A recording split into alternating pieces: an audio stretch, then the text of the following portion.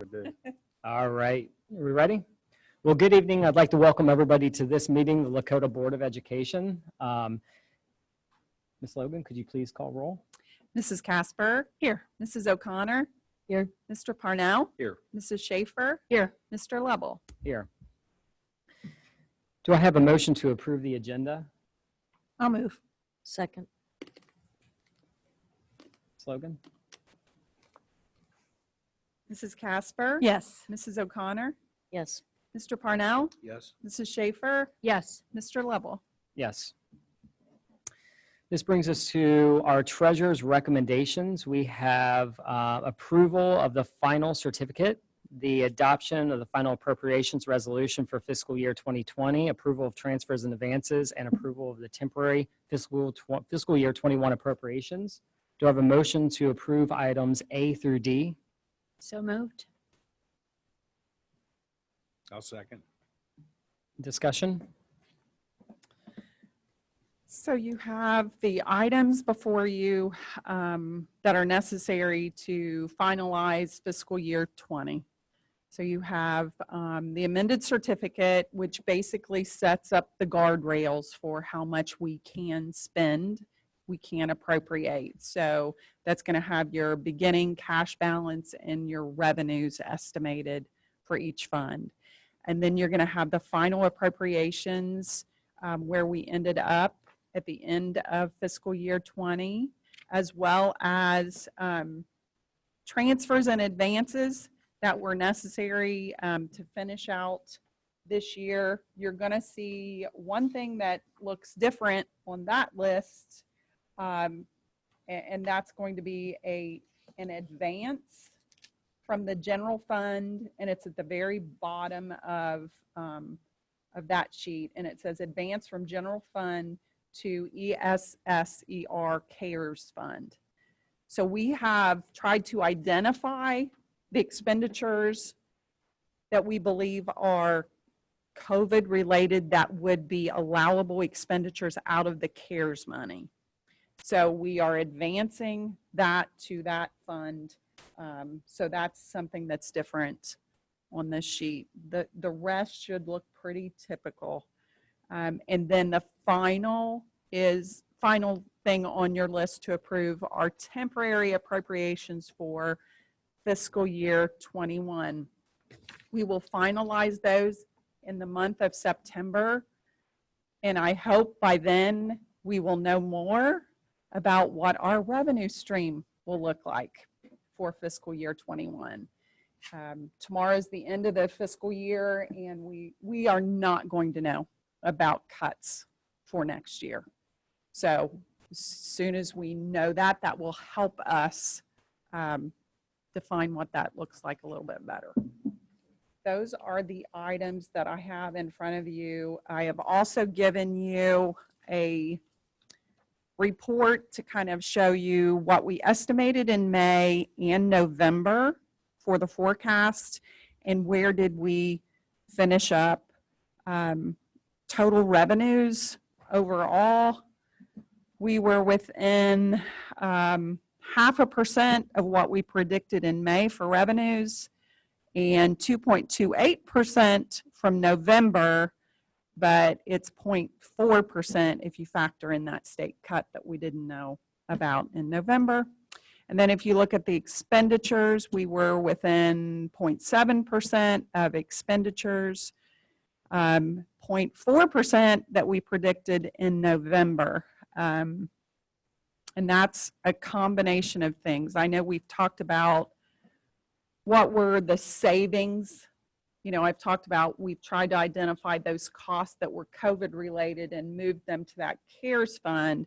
But then there were also reductions that we saw in our expenses that were related to COVID. $382,000 that we paid less for subs this year than what we paid last year. So that was definitely a savings.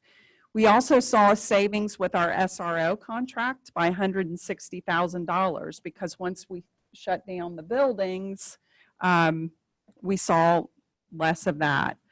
Fuel is another big ticket, $297,000 less for fuel And then if you look at supplies and materials as a total line item, there was another $350,000 less in supplies that we thought we were going to spend, that we didn't.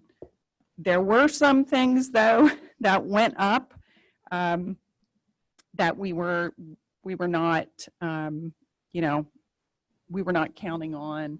Tuition, all things tuition, we saw an increase of over $800,000 this year, which was a 14% increase. I know we talk a lot about choice and the cost to the district for that. That's that line item that we track that. The other thing that that I want to point out is, for years since I've been here, we've been getting a refund from the county auditor. You guys might remember sometimes Roger Reynolds will come with a check and present to the district, refunding a portion of fees for collection of taxes. They had some issues that required additional funding on their behalf this year, so there was a $500,000 refund that we normally get with those fees that we didn't see this year. So there were, just as everything else, it was an unpredictable year. We tried to stay agile and flexible with all of this. At the end of the day, we finished with a balanced budget, which is still a great thing to celebrate. As we know more about next year, we will adjust and, communicate that to you. But this is how we ended fiscal year 2020. Should be a big asterisk by 2020 Yeah, Or skip it. on all. on all accounts. Jenny, Yes. have they given any indication of when we could expect the next? No, I asked the question to a reliable source and was told with 100% certainty we will not know by the end of this fiscal year. And I said, well, okay, then maybe a better goal is to know before we finalize appropriations.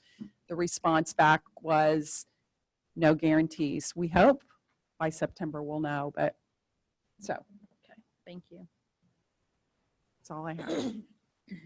A few things I think worth noting, that our revenues were down by approximately 900,000 and our expenditures were up by approximately 1.2 million. So something to note. Transportation cost, and I'm not sure on the contract, we did no savings other than fuel. And we also had savings for field trips. So if there were trips that were associated with student activities, we did save on that.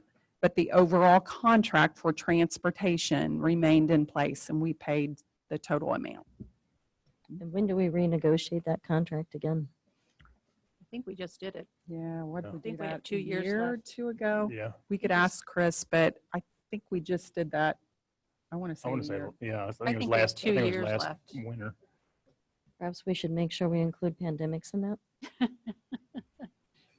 Mhm. I actually got a question, Jenny, from a Okay. community member that's asking for an explanation about district agency and what are the miscellaneous objects. Could you explain that for the community's sake, please? So district agency fund, let me find the report over that. District agency funds, we do have a few funds where we track insurance. So we pay insurance a month in advance. So what we use those agency funds for is the deductions that come out of people's pay and board share goes into that agency fund. And then once the bill comes, then we reconcile it. So we use those agencies funds kind of like a reconciliation fund, if you will. We also have a workers' comp fund that's included there. We are self-insured for workers' comp. So we have money that's sitting there to take care of claims as they come in throughout the year. And other objects are just that. If they're not salaries, benefits, purchase services, supplies and materials, or capital outlay, then they're going to fall into another category. And the way that we code everything is defined by the state of Ohio. There is a uniform way that we have to code things. And so we look to that guidance. And if it doesn't fit in one of those other categories, then it moves over into that other. And it's very specified by the state what can be included in that category. I think when you say Correct. miscellaneous and $20 million, that seems a little too general. Right. So I think that's the concern. But if you look at the others, and there's a USAS manual, which we use. And so if you're looking at expenses and they're not allocated in one of those other ones, it has to be put into others. And just like you said, it's guidance from the state, and that's how we work with coding. If I could just interject, Sure. Mr. Passarge is currently renegotiating the Peterman contract. I thought it was coming up, No, it's not up. It's not. but he is in the middle of doing He it. is Yeah. working with Peterman to renegotiate the contract Good, mid-term. So good to hear. And I'm assuming that we're making this transfer even though we've not really made decisions. I'm sorry, I'm talking about the transfer of general funds. We're making that transfer even though we're not at this point sure how all of those extracurriculars are going to play out. That transfer is for this past year.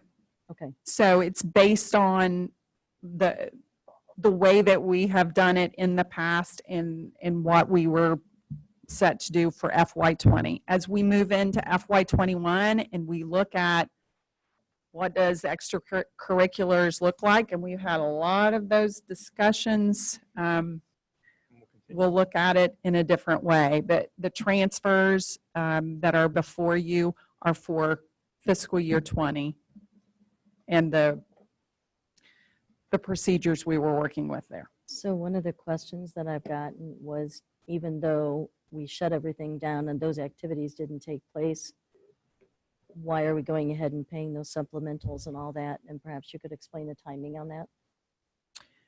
For spring supplementals, This past spring. yes. So when we approved that, and I believe that was part of the resolution that we approved, when did we approve that resolution? I May. want to feel like, it was April or May to do Couple- 50% of That was- the I think that was supplemental. April. correct. And that was done through a RIF of those positions. So we reduced those positions by 1/2 and paid them accordingly. And that was, some districts paid out the full amount. I will tell you, I don't believe anybody paid less than 50%. They I didn't. know some of them were looking at paying, the lowest amount they were looking at paying was like 33%, a third of it, because practices had taken place, teams had been selected, so there was work that had been done. But we got ours to 50%. Thank you. Mhm. Go ahead, I'm sorry. No, please go. I lost my train of thought. Okay. Ms. O'Connor said that we, obviously we have a revenue hit. That's obvious. I think we all understand why that is. The 1.2 million that she quoted in and increased in expenditures. Can you identify, so we increased busing, right? 9th grade busing. Did any of that money get paid out in this fiscal year? No. Can you tell me, like, of the COVID-related expenses, we got the $500,000 back, I believe, in CARES. So how much of that played in that 1.2 million, or can you target other things that we did that would equate to that 1.2? So the 1.2 million for total expenditures, if you look up the top, the majority of those expenditures that were above what we estimated in May are in purchase services. Now, if you look forward though, it's $200,000 less than what we had predicted in November. So again, it's just such an unpredictable year, but the majority of that is in the tuition line item. Yep. Over $800,000 more in tuition, 14%. So when you say tuition, just so our community understands, that is our, when we start talking about ed choice. Ed choice, open enrollment, tuition where students that are resident students, when they attend another school, and there are special education cost, we get a bill for those things. So it's related services. It is those type of expenditures that are for our resident students, So it's where safe to- choice is involved. So it's safe to say the vast majority of the expenditure increase of the 1.2 million was out of our control. If it had to do with Correct. tuition. Correct. A big piece of that also are scholarships. We have quite a bit of our expenditures in that line item for tuition that is going out for scholarships. The John Peterson Scholarship, the Autism Scholarship. Those are big tickets for us as well. So And it's not a pass-through of just straight state dollars to us either. There are local dollars that go into Correct. that. Right. And that was that conversation that we continue to have as we talked about the Ed Choice program, right? We have to understand, our community has to understand, as that conversation kind of went dormant because of COVID, it's going to pop back up again. And I think it's important for our community to continually understand and know that our local tax dollars will continue to be pushed out, especially in the expansion of Ed Choice. And so if we look at expenditures that continue to increase, we have to understand that that's going to be a bigger component each year here on out. And so I don't know, I'm sure you'll be keeping us up to date as you start to, get financials for next year and understand what's happening with Ed Choice. yeah, and I know we had a webinar, a Zoom meeting last week, and we're told that the task force on Ed Choice is going to start back up again. So, yeah, it is not an under issue control. that is going away. But It's still toward our there. tuition question and whether or not it's within our choice or not, we can certainly look at our policy and reevaluate the number of open enrollment that we allow, perhaps to adjust it to bring us back to a more cost-neutral position. Are you already looking at that? Yeah, and so this is just on the expenditure side. On the revenue side, we have, and that's a good point, open enrollment, we have really, our goal has been to make that cost neutral, and it is, but the expenditure shows up there. Yep. As well as students who are going to online schools or, any type of community school, that's included in there too. So I can give you a detail of that because it was one of those things as I'm looking that really stuck out to me. Sure. 14% was not on our radar. So, I think that's good that we recognize that too, because I totally understand the numbers are really important for the community to hear, but when we hear a 1.2 million increase in expenditure, it's digging down into the weeds and truly understanding that, because it's not that we're just spending more. Now, we did increase the bus contract, we know that, and that showed in the 5-year, and we're going to have to deal with that, but there are other things. I'm sorry, Kelly, I have interrupted you twice now. You're fine.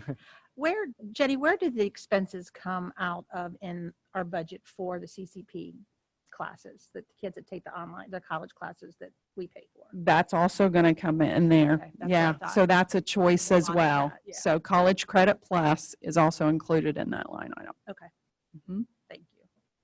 And the fact is, if we're going to get back to a balanced budget, then if those expenses are going out there, whether we control them or not, then we have to find them someplace else in our budget. So Yeah, it's an impact to the It total is. budget. it is absolutely. And one that we don't have control over. So Just more we've got to take it into account when we look at the total budget. Absolutely. Thank you, Half of that Jenny. 1.2 is purchase services. Mhm. What is the reason for that big of an increase? And that's the tuition piece that's over. Included in there? That it is, Todd. It's in that one line item, purchase services.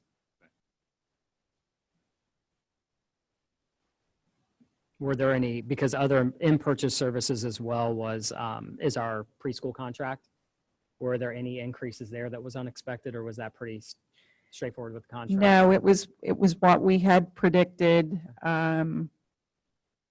Although we've got changes for preschool for next year, and Talk a so little we bit about believe that. that contract will look different Okay. for next year. We believe we'll be able to see a savings. Good news. Mhm. Great. Any further discussion? Okay. Ms. Logan, you want to? Mrs. Schaefer, Yes. Mr. Parnell, Yes. Mrs. Casper, Yes. Mrs. O'Connor, Yes. Mr. Lovell. Yes. Thank you.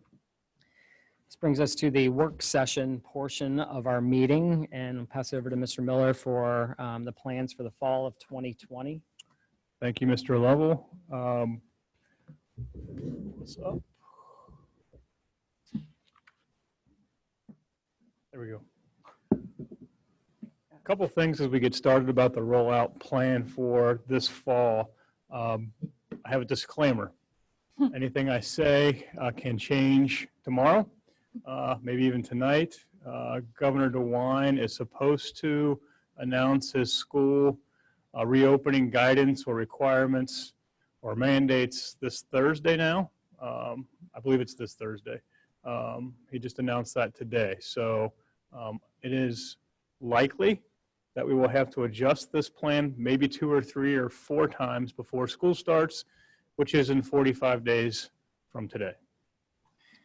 Clock is ticking.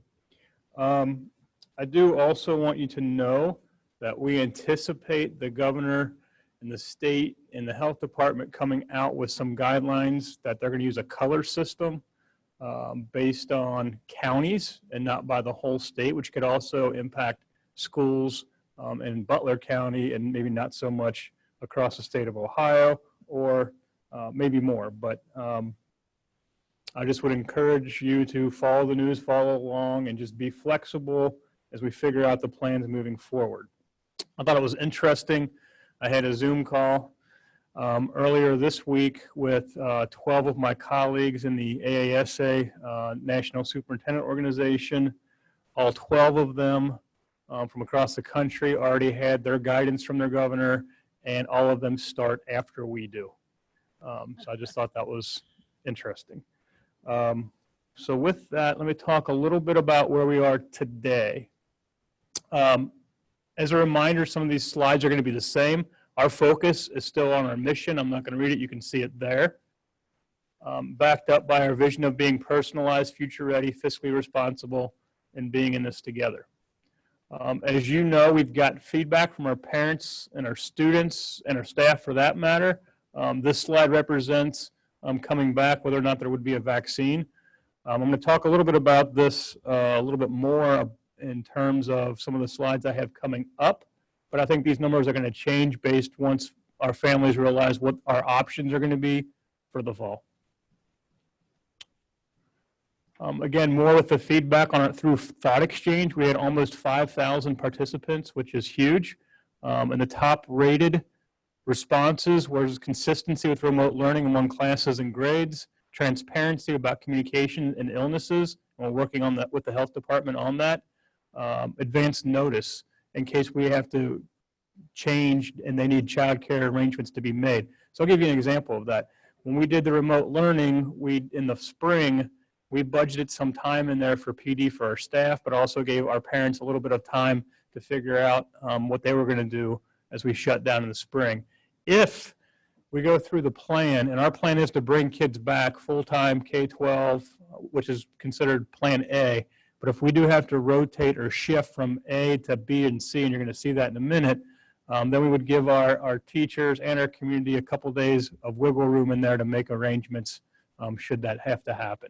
And let's hope it doesn't. We're also focusing with our students with special needs in terms of in-person learning. That's important. That's one of the feedback metrics we heard loud and clear. Virtual options for students with high-risk health concerns and families that just want that option. So we have that as well. And then another thing that came through loud and clear was the social emotional concerns for our students, and I'll extend that also to our staff members. One of the things that we've been talking about is the guiding principles, and I shared that at the, I believe it was June 8th board meeting. So not to rehash all the information, but essentially we have the four buckets, if you will, of education, learning, health and safety, social, emotional, and operations. And so health and safety would probably be at the top of that list if you had to rank order them. But I did want to point those out as well. And the guiding principles can be found on our website, lakotaonline.com. So as we roll out the We Are Prepared plan for Lakota schools, I want to just draw your attention. We have the ABC plan and then the virtual learning options, which is a separate, and so it's not a plan by itself, so to speak. It's not one that you'd flip into, and I'll explain that in just a second. So as I've been saying, and I said it already once tonight, our goal is to have our kids back as much as possible, K-12, in person, 5 days a week, and that's plan A. So all students back with safety precautions. Plan B is what we would call a balanced approach or a hybrid approach, and I'll go into a little bit more detail about that. That would be our K-6 students in person 5 days a week, but our 7-12 kids in a hybrid situation in alternating days. Plan C would be what we're calling remote learning 2.0. If the state comes out again and puts us into shutdown per se, and we have to go to remote learning, it'll look a lot better than what it did in the spring. Not that the spring was bad, but we just have had time to build that with fidelity, more so than just flipping the switch starting on March 13th or 15th. So those will be the three plans moving forward for our district, for our kids, that our kids will be involved in. The fourth item up there is the virtual learning option for the families that would like that option, K-12 for their students all year long. And so we're asking our families that select that option to commit to the first semester for some stability, both at the VLO and for our schools as well. Those students will still be assigned to a school building, even though they're part of the virtual learning option. So they still have that connectivity to their school with potential extracurriculars and things like that moving forward. So they're not disassociated from the building they've been used to or one that they would be going into. So let me, okay. So plan A, all kids will be at school with added safety precautions. We're trying to follow the guidance of distancing at 6 feet where possible and at least 3 feet between desks and classrooms. Our kids in the high school and the junior schools will follow a block schedule so that they're staying, I don't want to say stay put, but there's less transitions going on, less moving around. Mrs. Logan brought this up, and I think Mrs. O'Connor too, talking about preschool. The state has made some changes. There's only going to be 9 students per class, down from 16. And so there's some cost savings there, but there's also a cost to, we are not able to take as many kids as we would like or what we've had been taking. So that is a change for our preschool kids. K-5 will follow a 2-to-1 ratio for devices, which is about what we did last year. In grades 6 will be 1-to-1 in-school devices here. Grade 7, 12, 1-to-1 take-home like we have been. And our cafeterias will be at 50% capacity to work on the social distancing component. And if at any time you have a question, stop me. Can we ask questions while we're on each of these? Yep. So when we talk about the cafeteria being at 50% capacity, obviously that means 50% of the kids will be eating in their classroom, correct? Correct. Because you can't expand lunch. Correct. So there's obviously going to have, cleaning all the classrooms. Food allergies, we're food taking that into allergies, consideration. monitoring each classroom. Yep. You Those are all in the, talk about, or are you still in the planning phase of all that? I would say we're still in the planning phase, but we've started that Okay. and talking about what that looks like, and our principals have been building that out as well with the exec team. So it's coming.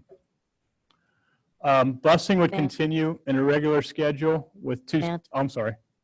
I had a question, and I really appreciated this document that you sent out that came out of your Zoom sessions. That answered a lot of questions, and Yep. I think the staff raised a lot of really good questions too. They did. One of them on the previous page was the K through 5 2-to-1 ratio for student to devices, but you said there would be no sharing of devices during the day. Yep, How correct. does that work? So most of them are on carts. Most of the devices are on carts. So one scenario could be that a class or a grade has the carts for that day, and then cleaned and then flipped to another room the following day. Okay. That's just one scenario. I'm sure there are better and more, but They just as an wouldn't be using example. them on the same day to Correct. allow for cleaning in unless it's between. deep cleaned, right? Okay. So A is like the perfect scenario, but we still have to do a lot of different cleaning protocols and distancing and masks, and I'm gonna talk about that in just a second. Busing will continue regular schedule with 2 students per seat.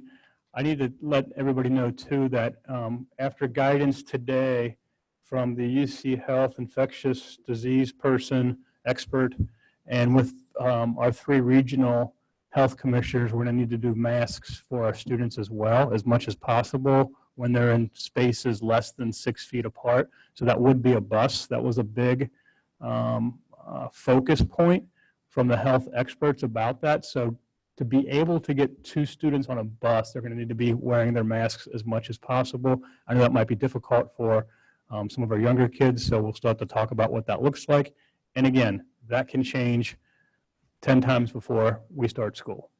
And I'll talk about more masks here again in just a second. Cleaning, and Chris and his team are on that, but we're getting our guidance right now, and we'll continue to do so from the CDC, from the Ohio Department of Health and Butler County Health Departments. There are health checks. The temperature checks are going to be done at home prior to people coming to school or getting on the bus. We're going to have hand sanitizer everywhere.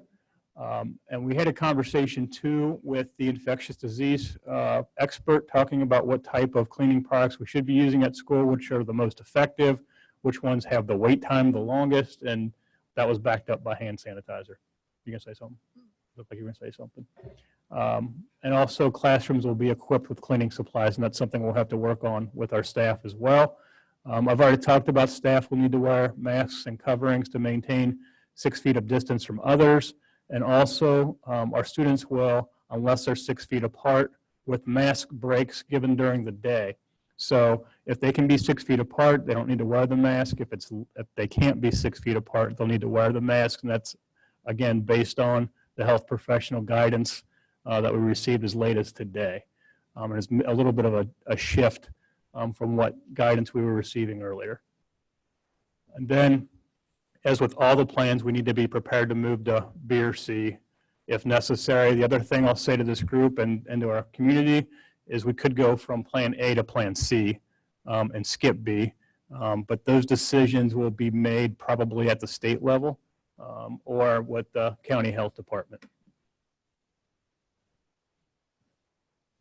I have a question. Yep. Plan A. We have plan A and then B and then C, all based on this vacillating doom and gloom scenarios. Yep. Dr. Fauci came out yesterday or today and said it is very possible we'll have a vaccine in December. What happens if we do? Do we just switch back to normal? I think that would depend on if people get the vaccine. I think we'd have to wait and see. Not to fall into the doom and gloom scenario either, but a couple of the people, including the one from UC Health today, said this is going to be something that lasts 2 or 3 years that we're going to be dealing with. And the concern was if there is a vaccine, it's going to take a while to get out there. And then you also have to have people take the vaccine. So to be determined. I mean, if there's a vaccine and it goes away, we'll go back to traditional. I will tell you that though, that the virtual learning option stays intact. And that's something that we're going to keep providing and offering, even if we are back to normal. Okay. Going into B, this is the balanced approach. So kids come, but there's a lot of restrictions. So students in grades K to 6 will be at school every day. We have to limit class sizes to 18 to follow the 6 feet distancing guidelines. The learning spaces in the K6 building will look a lot different because our class sizes are not 18. So we'll be using common learning spaces in retrofitting them, so to speak, into classrooms. Again, this is not what we're starting with, at least the information we have today. This is just an option in case things get worse. Teachers will be rotating through classrooms. Our kids will be, we're trying to move them as much as we can. The junior high and high school will have to move to a hybrid model to make sure that they fit. So they'll be combining in-person and remote learning. Our kids in grades 7 through 12 will attend school every other day, and we'll do that by alphabet to keep families on the same schedule. If families did have, if one of the kids had a different last name, we would work with that family to make that happen. There'll be a block schedule again for grades 7 through 12 to limit the transitions. And then when the kids are not physically at school, grades 7 through 12, there'll be online hybrid assignments. Preschool classes will meet 4 days per week, and then same guidelines as before, 9 kids in a classroom. Lunch will not be in the cafeteria at all, be in the classrooms. Busing will follow state and local guidelines. I'm guessing if we get to this point, they're probably going to say you have to limit 1 per seat. That'll be a different conversation we would have to have about transportation if that is the case. Devices are pretty much the same. So are the health checks, hand sanitizer, the cleaning supplies, and then the mask issue is still the same as well in this scenario. And then when we're in B, we can hopefully go back to A or go to remote if need be.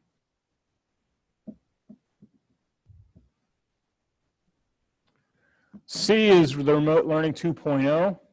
So this is if we have to close down again. This is the less desirable option of any of them. All students will learn at home, and then it'll be, again, a more robust one or 100% remote learning experience.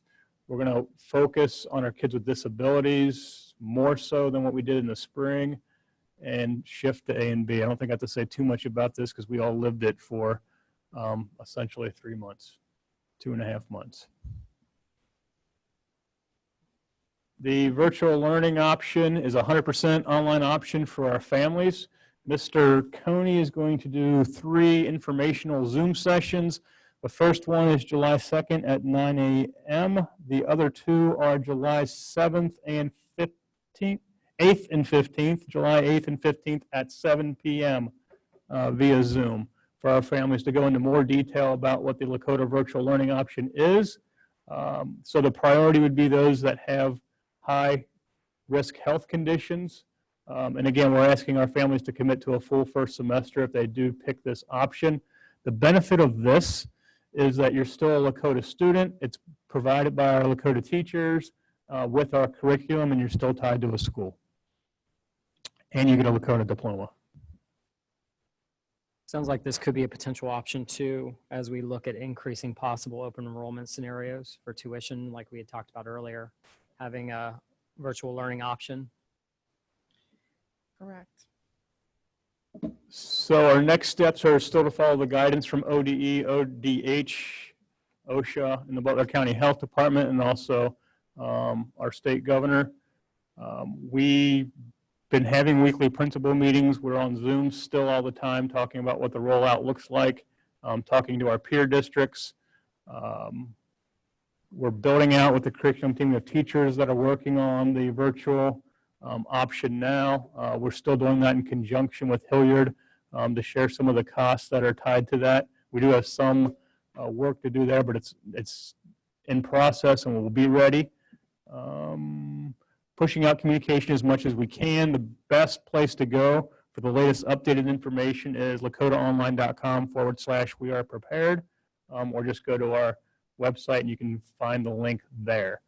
We're working through a lot of this, but I think the 3 options that we have are solid, and so will the virtual learning option. I know there's probably a lot of questions.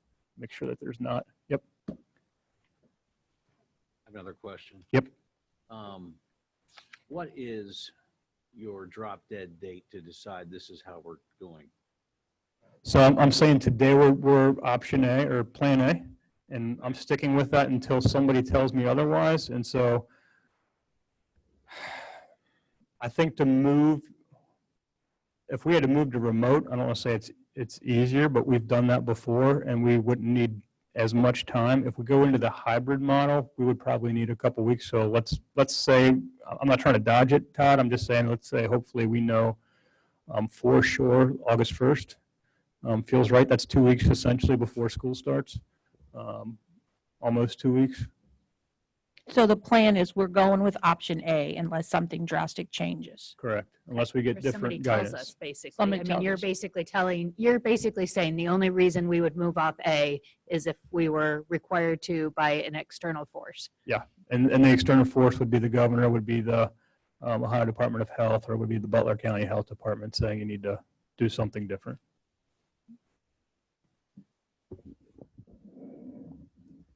Other questions? One of the things that we know to be true when it came to remote learning, not only in Lakota, but across the state, across the country, is equity issues. Can you talk a little bit about how, as we look at options, specifically B and C, and even the Lakota virtual option, how do you look to address those equity concerns and issues? We often talk about equity. It's easy to provide devices and Wi-Fi, right? It's easy to kind of create a level playing field with the device, but then in-home support and things like that, students with special needs, gifted learners, whatever that may be, right? Yep. How do you plan to approach that? So the first thing that pops into my head too, as you're talking through this, and I'm thinking through it, is I want to make sure people understand that option or Plan C is not the same as the Lakota virtual learning option. So it's a lot different. Equity, to me, will be a huge concern if we do go to Plan C again, because that's something that we can try to do the outreach and have some influence and control over what the equity is for all of our kids in that plan. But I think that's really, really hard to do. And I see other schools that have struggled with it. I thought we did a pretty good job in the spring. Doesn't mean we couldn't do any better. But I know that that's going to be an issue for us and for everybody moving forward. I think the other piece to that is it's really hard for us, going back to Todd's question, it would be really hard in terms of equity for us to start in a remote learning situation because we just won't know what families and what the kids are dealing with for the most part, because we're going to lose kids moving kids to different buildings. So it's a good thing for us to work on. I don't have a direct answer for that yet, other than it's on our radar. I appreciate Brad raising that question. I had the same concern about, I think we'll magnify disparities and inequities through the remote learning. It would be And absolutely the last choice. And it really has. And some schools are now starting with remote learning or a hybrid. And I obviously have concerns. I'm sure they do too with their kids in that scenario. I had several questions. Kelly, did you? No, go ahead. Okay. First of all, I wanted to say I really appreciate the time that went into this. I know it's not been an easy process, We're all in this together. and it's not a done deal by any means. I would like to, on an overall basis, ask that we keep our minds open all the way across the board. I think we continue to learn more about the data. We continue to learn more about whether or not students are actually transmitting the disease. There's a lot of information out there, and I think we need to be open-minded to that. I want to suggest to everyone, the American Academy of Pediatrics just came out with a statement on it with a ton of information, and I think it's well worthwhile for all of us to take a look at it. Did.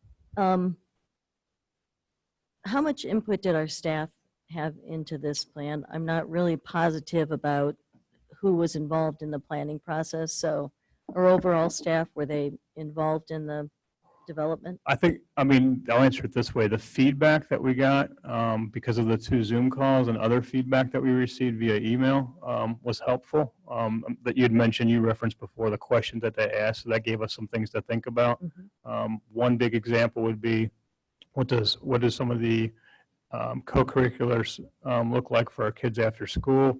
Also, what is art and music going to look like for us moving forward? And again, those are things that we are fleshing out now.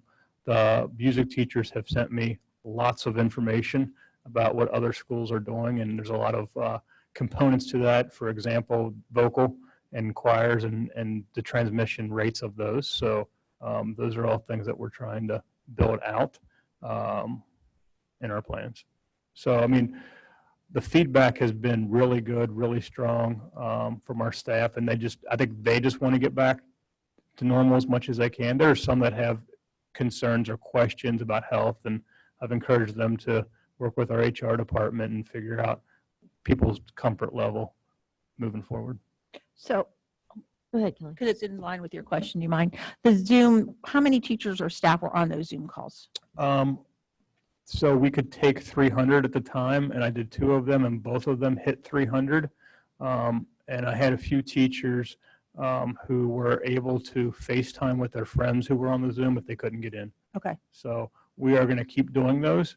I have one tomorrow scheduled on anti-racism, diversity, and inclusion. Actually, I have 2. And then I mentioned to the teachers last week when we were on the Zoom that I was going to do another one on the reopening in a week from today. So 2 weeks from the last one we did, if that makes sense. Is there a way to, if you do another one on the reopening, not that we want to close anybody out, but if they were on the first 2, could we have them not be on this one so more people can participate? You know what I would do is I'd probably just set up more times Yeah, because I don't want anyone I know. to feel like they can't jump they can't on. jump on.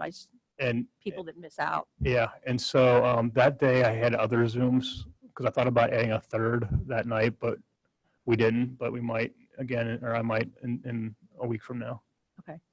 Go ahead, Linda. Thank you. But it was great feedback because they gave me things that I don't think were thinking about.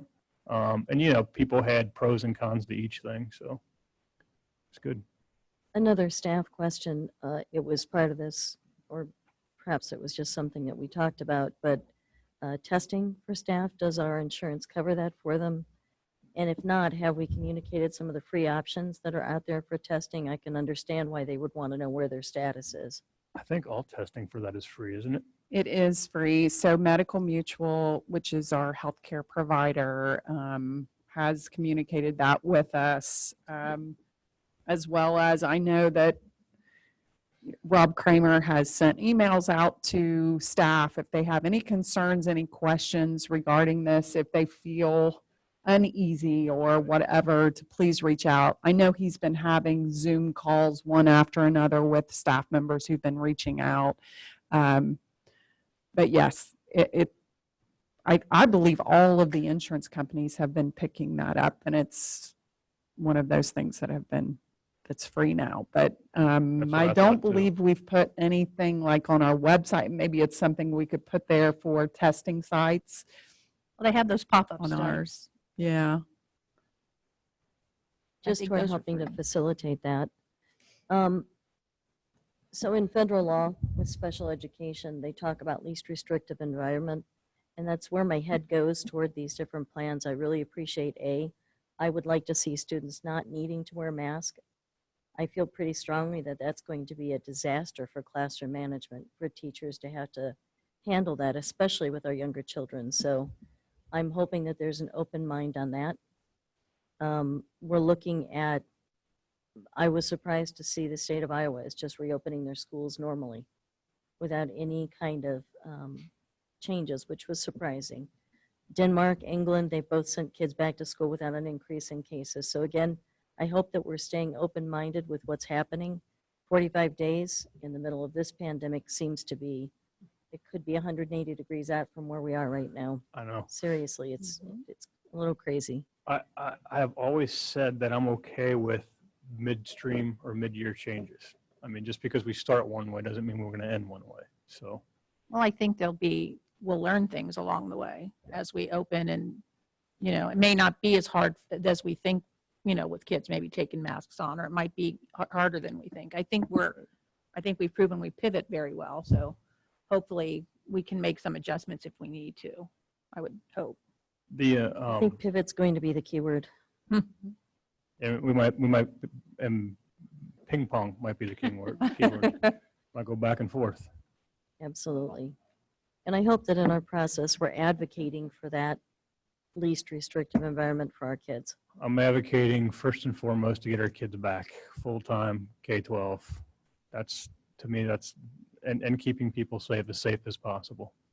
I agree with you, Matt. Glad to hear that. I don't want to see us have to go to plan B or plan C. But A, B, and C, all that stuff is going to be dictated by circumstance. My other concern with this is our virtual option. It's a permanent kind of thing where students can choose to do their K-12 through virtual education. What we did in the spring, and you mentioned it, was more of like Plan C. To do a true virtual option, it would have to be much more robust. Who is working on that? I would assume You Mr. want to Cohen. mention that? You want to talk about that? Yeah, would you?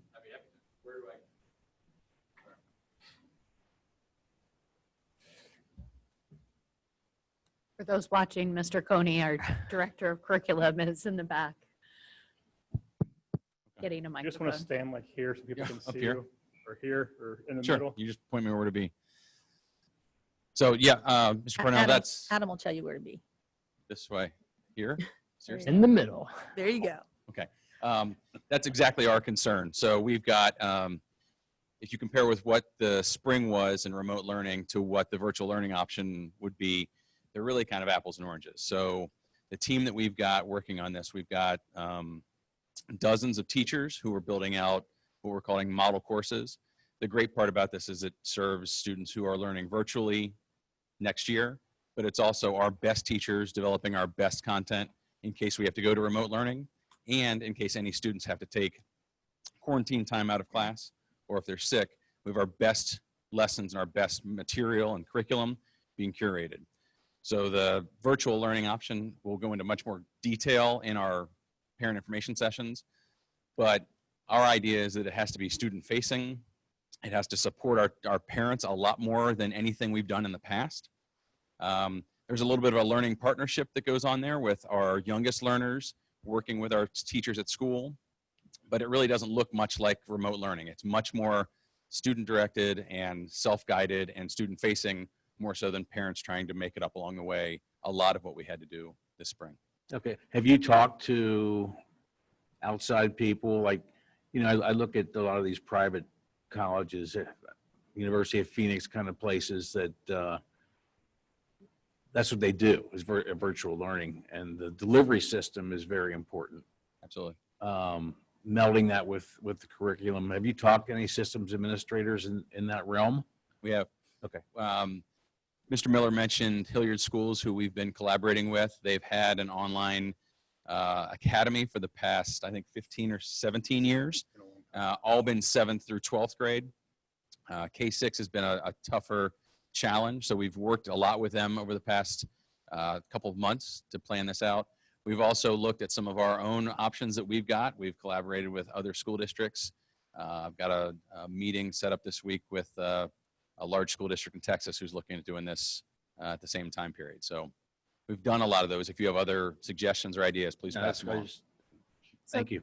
Keith, you mentioned collaborating if kids are out in quarantine. So will they be able to access this if they're out or? So our current plan is for any students who have to be out for a short period of time that they would stay in the class on their roster and go into a little bit more of a remote learning experience for that time period, just as a student who were out for surgery or something like that, rather than jumping back into this because they won't be at the same point in their learning.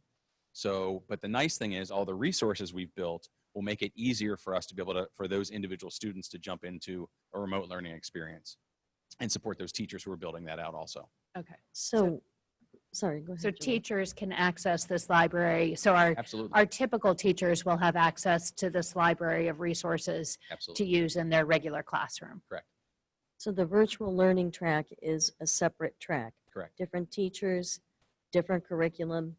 This piece of remote learning short term, Mhm. is that the classroom teacher doing that? Correct. Yes. Some of it depends on numbers too. So if the numbers spike and we have to look at do a midstream adjustment, we might need to do that. But our current plan is if students are out for a short period of time, we'd manage that in a remote setting like we always have, meeting those students' needs. If we need to look at a home instruction model like we've done in the past, that these resources would only help that situation out.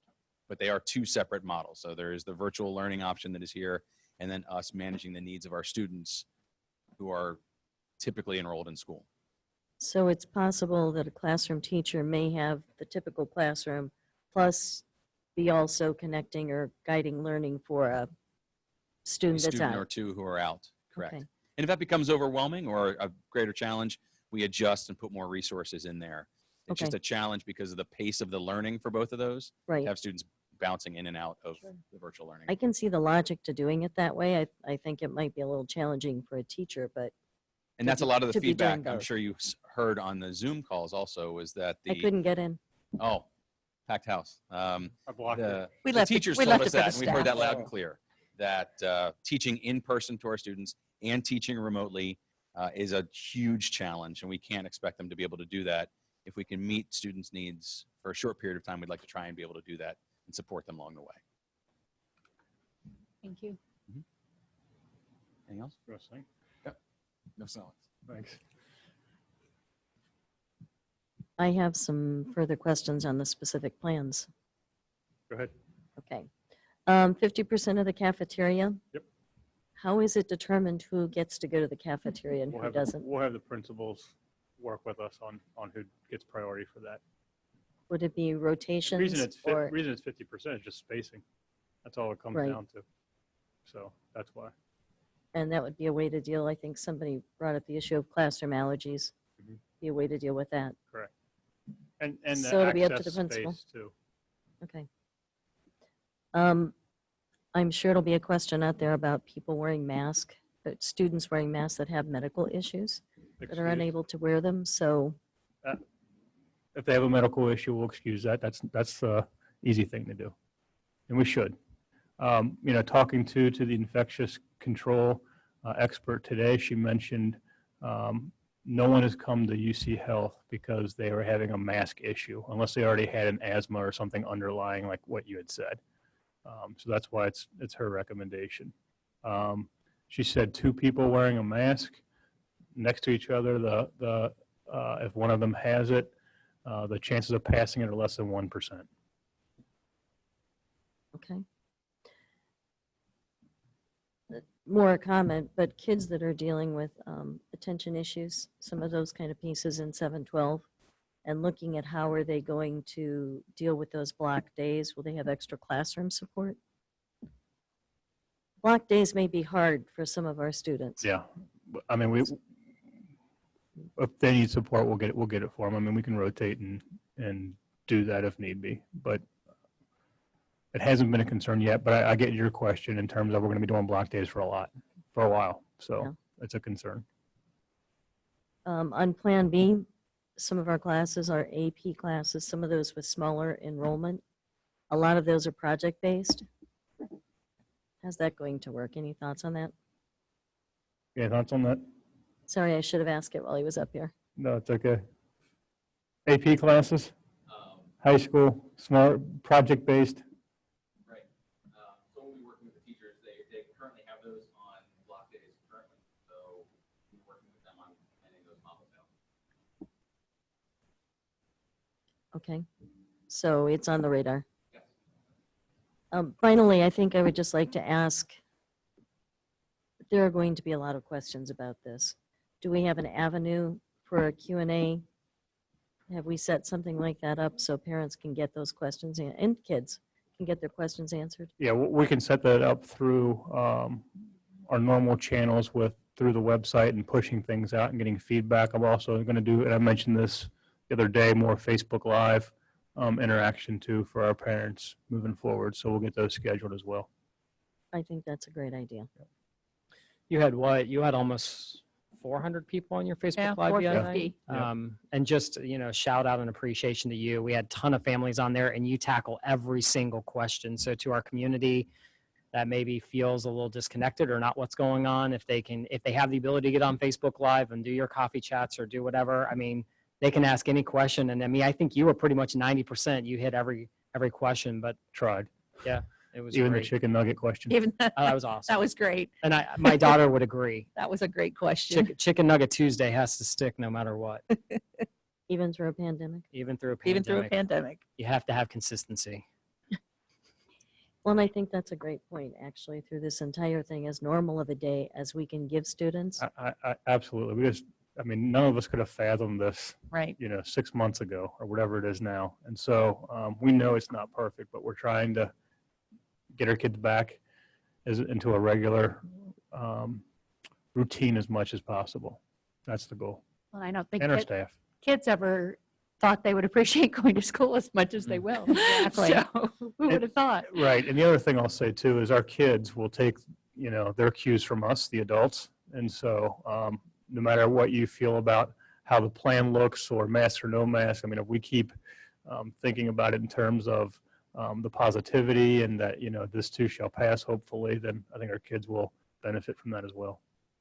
So will we be doing some surveys so that we have better knowledge as a district of A, who's planning on riding the bus so we can make better plans there, and B, who's planning on doing the remote versus in person? Do we have a time frame of when we plan to do those surveys and when we're going to want parental feedback back so So- we can make better final plans? Keith, correct me if I'm wrong, but when we're doing the Zoom sessions for parents for the virtual learning options, we're asking for a commit shortly thereafter. So we'll know how many kids are going to go that route versus, I'll just say, just plan A at this point. Yeah. The survey, and it's in the document, initially was about 25%-ish. Right. But that's because people didn't know what was going on in terms of the other plans plus what's going on with COVID.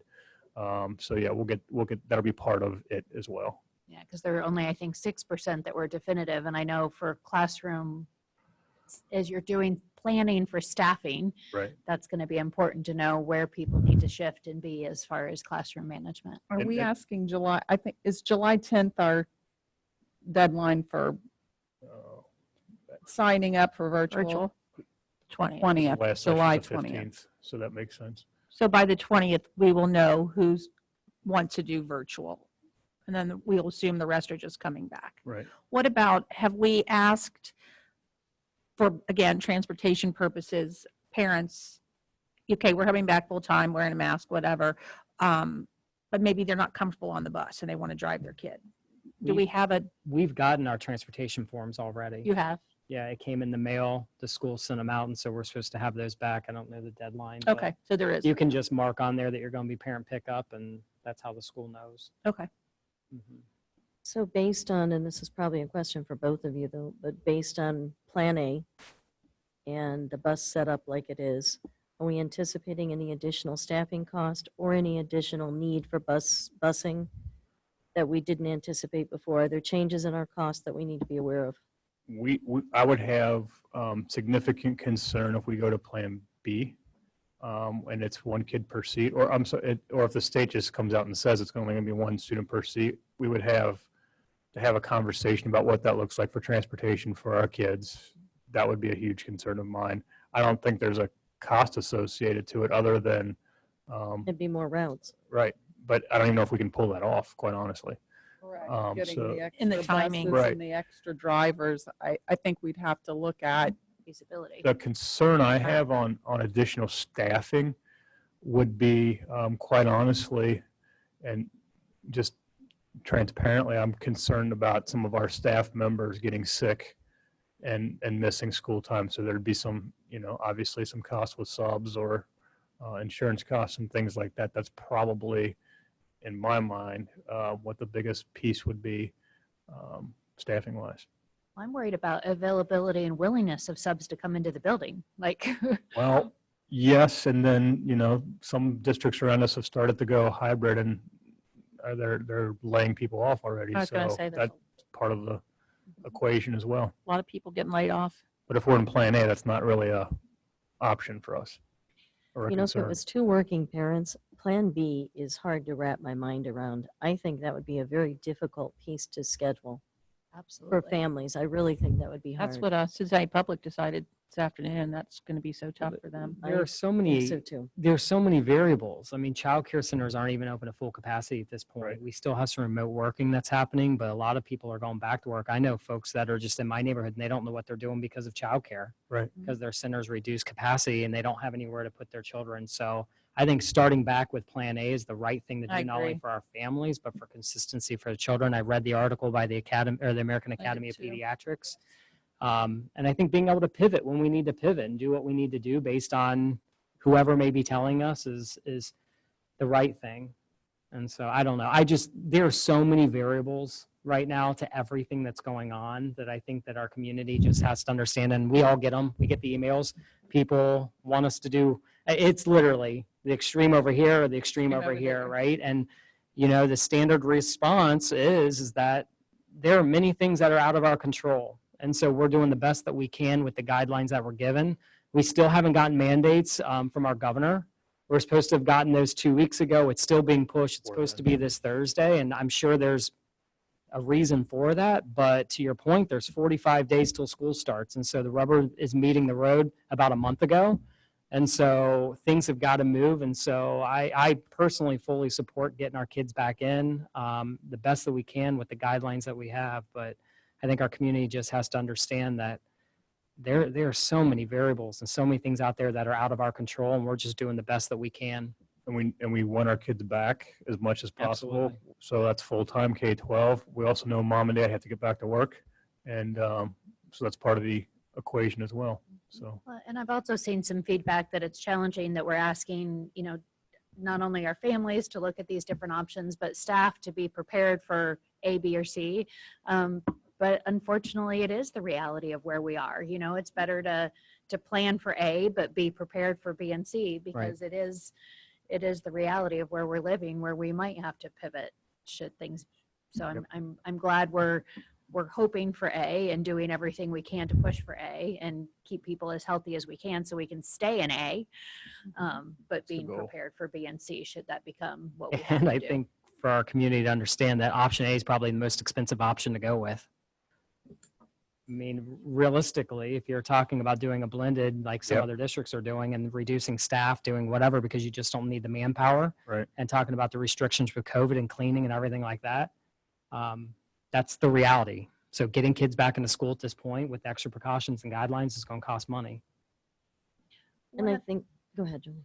One other question on, have we talked about, I think, again, there was a lot of disruption with relationships and kids and students, and with them coming back, have we thought at all, are we going to, especially in the elementary grades, cluster kids at all? Are we more than we typically do, or as they move up to the next grade level? You mean keep the classes together? A little bit. I wouldn't want the whole class, because then if, Johnny's moved into the district, then he's the only one who's new. But Yeah. are we going to keep Yeah, more that- kids together than we typically do? That came up last week, so I'll talk to the principals about that. I don't have an answer right now, but I think there's some validity to that. Both keeping kids together because they didn't get a chance to say goodbye or whatever, but it's a cohort, right? Right. And moving forward, it might be a good idea. Maybe keep mean, half yeah, of the class not the whole together. group, but Something. part of the group. I mean, most of the principals, from my experience with my kids, put 3, 4, or 5 kids from the previous year together Right. anyway, just so they know someone. So Yeah. maybe ramp that up a little. There's And- probably principals right now scrambling and redoing class lists. Right? They're like, Sorry. no, we apologize to the principals. It's a lot. It really is. Mhm. I think it's important in our different roles where we have that opportunity to be a conduit at the state level. It's important to be advocating for as typical and normal as of an experience as we can. I'm not sure it's always heard how this entire situation has impacted kids. I'm not sure that that's always clearly understood. I did ask at the last meeting if we could get some legal guidance on mandates versus guidelines versus recommendations versus requirements. Do It's- we have anything back yet? It's coming. Our legal firm has been working on a couple other things, and we just talked about that this morning. So we'll hope to get something soon. And you'll get that out to the board before the next meeting? Oh, yeah, because our next meeting's not till July 20th, right? It gives you Yep. lots of time.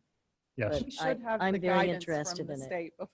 Before July 20th, please, Let's let's hope hope. so. It would Hold be your nice breath. to have the legal opinion before we get the guidance from the state, if it's possible, because I think that is how we interpret that. So I'm not sure that makes sense, because a lot of the legal opinion is going to depend on What the state says. what the guidelines or mandates might be. it's a more general question that I think is applicable to how do we interpret what comes from the state. So would appreciate that as soon as possible.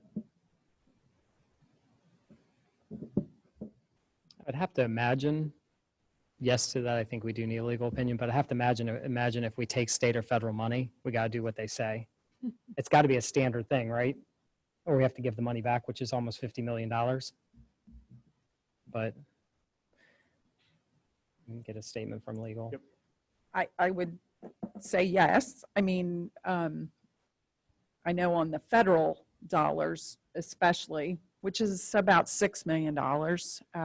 If we don't abide by the rules, then, you know, it's a no on that money. And then when you look at the state money, you know, like you mentioned, yeah, it's almost, should have been over 50 million this Should have year, been. but that was cut back to been 48. But yeah, it's 50 million that we get from the state. So we kind of have to listen to them. But whether it comes through as guidance, strongly recommended, or orders is also going to weigh heavily in what we do. And there, you know, I'm not trying to throw my brethren under the bus, but there are some districts that are hoping that there are mandates. Yep. Otherwise, you have Those to calls make a easier? decision. Absolutely, yeah. Liability issues on a local level. If everything is recommendations or guidance and there's no teeth to it, one of the things that everybody is asking from their legal counsel is what's liability issues for a district. Right. So that's part of it too. And I Right. think that probably goes I into would the- expect that to be part of the legal advice that we Right. get. Here are some considerations. I think it's important, even from our last meeting, that we're not basing that on opinion. We're basing that, well, opinion that is actually educated in that field. I think that's Amen. important for us. Well, I think that, yeah, speaks to the health experts versus the politicians. I mean, just Making the decision. I'm the mindset now. Let's hope that it stays the way it is and it's plan A and we get through it. You get to go back. We get started. Thank you for the entire team's work on creating these plans and moving it forward. Yeah, I don't think we can thank you The- enough. the I'm sure team's that none of you Been ever, amazing. The staff. as you and went to school to be a superintendent, just colleagues. expected to have to do this. Yeah. And Keith, I know we appreciate what you've done. I know your team's scrambling to get all the options out there. So thank you to you and your team. That's it.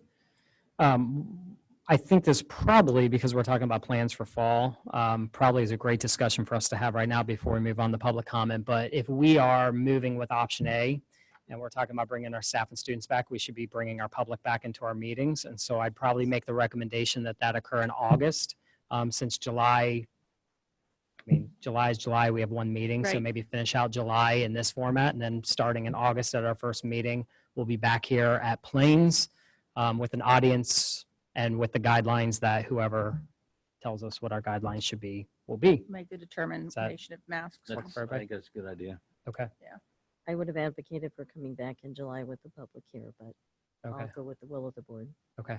Let's wait till August. All right. We only have that one in July. Any other comments, questions, concerns for Matt, his team? Okay, this brings us to the first, or the only public comment section. It's a work session, so we only do one public comment section. Just a reminder that you need to state your name and your address, whether it's both virtual or in the letter, if that's read. We're offering, just a reminder as well, during this time, you can submit an email up to 4 p.m. And we'll read that email. We'll cut off after 3 minutes, but we'll also allow people to be piped in through Zoom. So I'm going to look at Mr. Zink back there, and he's going to help navigate this.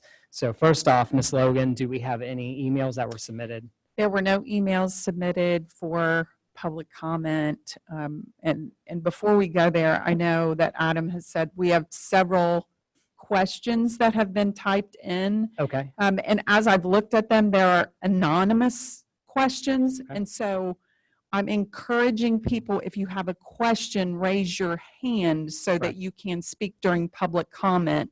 Any questions that we don't get to or aren't addressed during public comment, I know we're working on frequently asked questions. We will work on any question that's in there We Sure. can always review the topics. But if you want to speak, please raise your hand. Public comment is not just typing something in the Q&A section on Zoom. So if you have, we won't answer those publicly. We can can, review right, them, but- and I've written down like the topics that they are, which I think we're going to review. A lot of them are frequently asked question topics. But I just wanted to. Yeah, so to state actually that. have a public comment, You you know, have to actually raise your hand and give us your name and address. I would push back a bit and say if somebody has taken the time, since we're using a new modality for a lot of people, if they've taken the time to ask a question after we have our public comments, I'd be interested in at least hearing what the questions are. And If that's the will of the board, I mean, we can Right. do that. Policy and how we've talked about it has been a written statement by 4 Right. p.m. or raising your hand on the virtual call, stating your name and your address, doing the typed comments. I think doing a FAQ might be a better approach to that, but if the will of the board is to read those comments, I'm going to agree with you on that. We can certainly review the questions, but I mean, this is a public comment section. I think we should get to the people waiting to speak. exactly, Okay. I and, think they should Be come first identified. as well, but I would like to hear the questions at the end. but we don't know who they're from, right? Some of them have their names, Okay. but I don't know their address or anything Right. like that. So So we have we to, can get. we have to make The sure they're a written ones, I resident. can kind of go down the list like I do on Facebook Live and try to That's- answer them as much as I can. Yep. Adam, can you pipe through the first person? And just remind us, state your name and your address for the board. Okay, go ahead. Okay, Ms. Wells? Hi, can you hear me? You sure can. It's Vanessa Wells, 4487 Aspen Drive. I actually did put one of the questions up, but decided to raise my hand anyways. So first off, I just wanted to say, with this all being so, unprecedented times, I appreciate everything that all of you are doing. And the options, the open communication is really important. I did have 2 questions. Will there be an ability for parents to switch to the only remote learning if the hybrid plan, if Plan B is used? And also, I did see that whenever we're talking about Plan B, and obviously I know that that's not the one that everyone wants to go with. Oh, no, I'm sorry. For remote learning, will there be any problems with the students who choose to commit to remote learning for a semester, then coming back? I know their teachers will be changed, but will they all be on the same page as far as curriculum? So I'll go ahead and try to address that. Thank you for the question. So I think what you're asking is if they are, I'm trying to just reframe it. If they are deciding on the hybrid or the virtual option, Yes. the virtual learning option after the first semester, if they want to come back to what would hopefully be Plan A, Right. is that, and hopefully Yeah. be on at the same timeline instructionally. Is that, do I have it? Right. They won't be behind or too far ahead. I mean, it won't be exact, probably. That would Okay. be, the landing of that would be ideal, but it should be in the ballpark. And I'm sorry I can't be more definitive than that, but it really depends on where we're at in that time and how the child's advancing and Okay. a lot of different factors. So it would probably almost be like, this is not really what I mean, but it almost would be like going from one school to another during Right. your break. You're going to be close to the same. Hopefully that's the situation. Okay.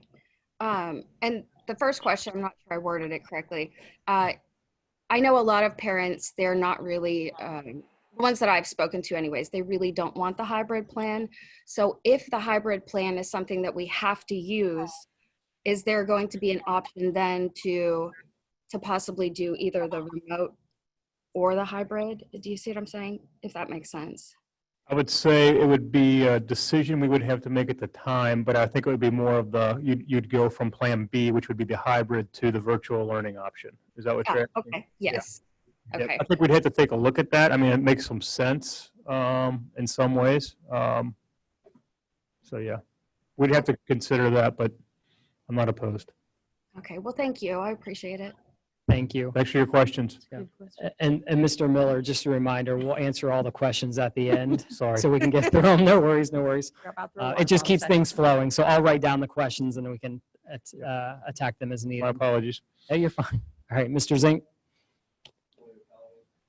All right, Mrs. O'Callahan. Hello, Julie O'Callahan, 6240 Winding Creek Boulevard. So my question is, and I typed it into. Okay, Mrs. O'Callahan, are you there? Hello? Julie. All right, is there somebody else?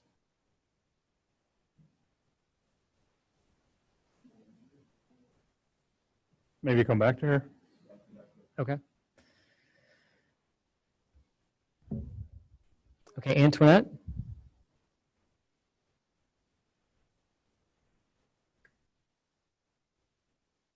Make, are they responsible for unmuting or we? Okay, so if you're going to speak, Can you hear? There you go. Can you hear me now? is this Antoinette? Yeah, the Antoinette. right. Okay, Go ahead and state your address, please. it's 6313 Foxwood Court in Liberty Township. Okay, thank you. I have a couple of questions, and I apologize. I entered the meeting late, so I appreciate your hard work in allowing us to participate in the meeting. My first question is about high school students. Since they do not get bused, would there be an option for them to choose some of their classes in school and some of them online? We'll answer all your questions at the end of the comment section if you want to keep going with Okay. your questions. We're writing them down. All right. Yes, okay. And the next question was, I don't know what the plan is with masks yet. I suspect a lot of parents are going to have to make decisions about whether or not to send their kids to school or online based on the distancing and masks. I mean, if the distances are closer, some people might be more comfortable if masks are mandated. So I'm guessing you guys are waiting to hear what the state recommendations are. Okay. Do you Those have, are my questions. okay, thank you. We'll address those after all the public comments. All right. Okay, Mrs. O'Callahan, Hello, can you hear me this time? Hello? you need to unmute, please. Oh, she's unmuted, but we can't hear her. Yes, I am. Kind of hear background. We'll come back to you again. 3 strikes and you're out. Okay. Mr. Murray? Yes, Ian Murray, 4755 Winter Park Drive in Liberty Township. My question is, if there is latitude on recommendations versus mandates, how progressive is Lakota going to be or willing to be on returning kids to a normal school day as much as possible? I know there's a balance that needs to take place, but also the importance for the mental health of kids, especially younger kids with, learning social skills. How willing is Lakota to be to go maybe past that recommendation to return kids to normal? Okay, thank you. Mr. Zink, do we have, I'm sorry. Okay. All right, Mary? Mary Amirpour, All right. Could you state your address, please? 8077 Hunters Ridge Drive, Westchester, Ohio. All right, thank you. My question is on the virtual academy. Will the virtual academy accommodate advanced placement students at the high school level, for example, Latin or engineering classes? How would that work? That's my only question. Thank you. All right, thank you so much. Mr. Zink? All right, Linda? Linda Phipps, 7108 Ravenwood Drive. I did put this in the Q&A, but for junior high, say, students that are in band, can they do that through the virtual option so that they can jump back into band when this is over? Okay. Any other questions? All right. Thank you, by the way. All right, Mary?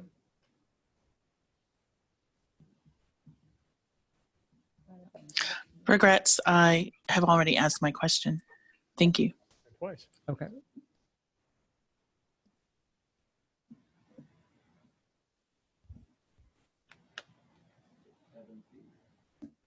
Did you say Evan?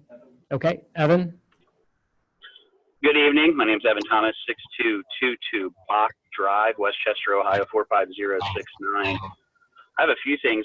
First point of order, on your meeting notice page, there's no mention that there's no in-person public opening.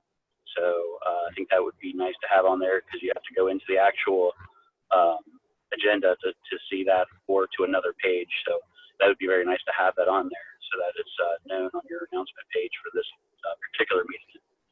The second item I'd like to bring up is that I think you guys need to read OSHA's actual definitions on how N95 masks are used, how surgical masks are used, and how cloth masks are used. Most cloth masks and the micron level of this disease versus what the micron filtration level of most cloth, like clothes that most of these are being made out of, is a problem. Surgical masks are made for a surgical type environment, get very clogged up very quickly in a regular environment, and N95 masks can, the user will be able to exhale any breath that they have. It protects them, but they can exhale their breath out. So all of that, and then children wearing these all day, I think is going to be a disaster, as well as the remote learning. While I know it was the last minute and something that had to be done, I don't think was a service to our children this past spring. I think we all muddled through it. I don't see it being a solution, unfortunately, because it's not good. And the American Pediatric Association today strongly recommended that children must be in school for their own emotional well-being as well as learning. So something to read as well. That came out today. That's pretty much all I have, and I appreciate your time. All right, thank you so much.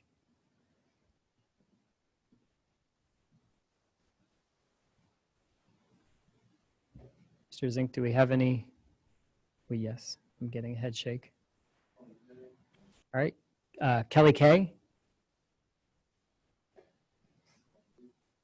Kelly, you'll need to unmute yourself. Sorry, can you hear me now? We sure can. Go ahead and Okay. state your name and address, please. Yes, my name's Kelly Krallman. I live at 8306 Luster Drive in Westchester. I have a comment. I have a child who's in one of the early childhood schools. He's in a K-3.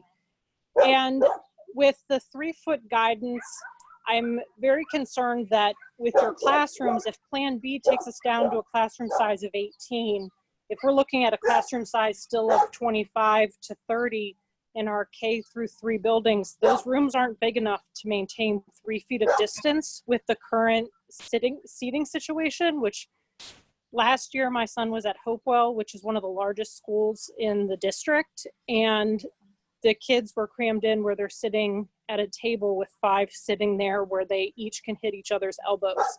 And I'm not sure how that's going to work effectively. I work in healthcare and I'm very concerned about all of this, and I want my child to stay safe. And I'm not sure that the recommendations in Plan A are actually feasible in every single building throughout the district. Thank you.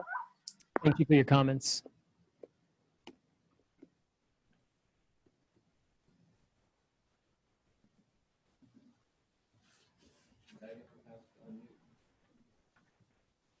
I'm sorry, Megan? Hi, I'm Megan Skidmore. I'm at 6745 Centerview Court in Liberty Township. And I guess I'm kind of piggybacking off the person just ahead of me. My kid's in early childhood too, and I just am a little bit confused. Like, are we expecting that they are going to wear masks all day? Like, I know they have the flexible seating, or do we think that they are going to be spaced? I was just a little bit confused based on the wording of Plan A, where it was like masks as needed if they can't be 6 feet apart. Okay, thank you. We'll address those comments here in a minute. Okay, Valerie? Valerie Hobbs, 9876 Creekstone Lane in Westchester. I have a couple questions. One, I read that the priority for the virtual learning option will be given to high-risk students. Is there a limit on the amount of students that can do the virtual learning option?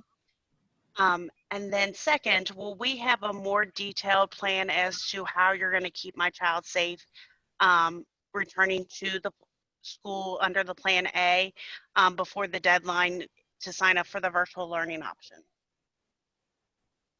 Okay, thank you.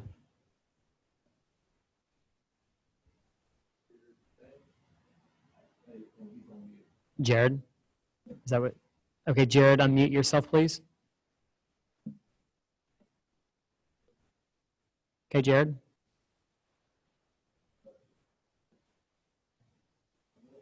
Emily, Hi, Brad. Can you hear me? we sure can. Hi, this is, I know you guys are surprised, Emily Jackson, 9571 Macaulay Road. And I thank you, Matt, for the more details in this meeting that we've seen.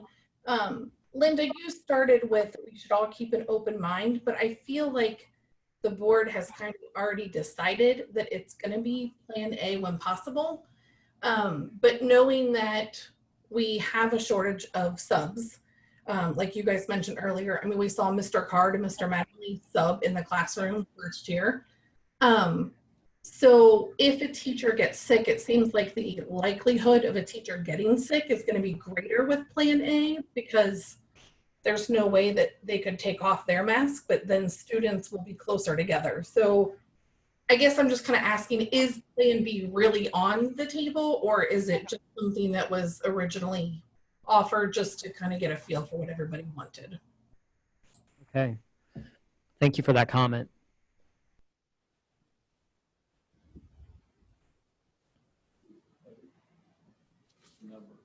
Okay. 0425.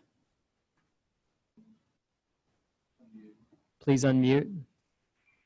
If your name is coming up with a number. State your name and address, please. My name is Debbie Glosson, 7173 Clausen Ridge Court. Can you hear me? We sure can. Great.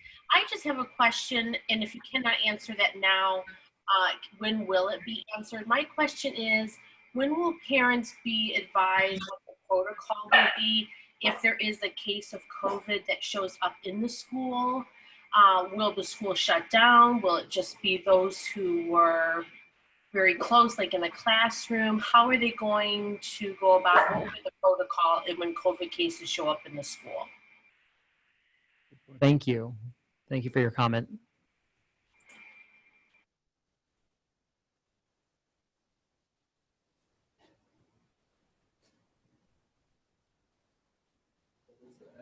Melissa S. Melissa Sorrell, 5743 Woodmansey Way.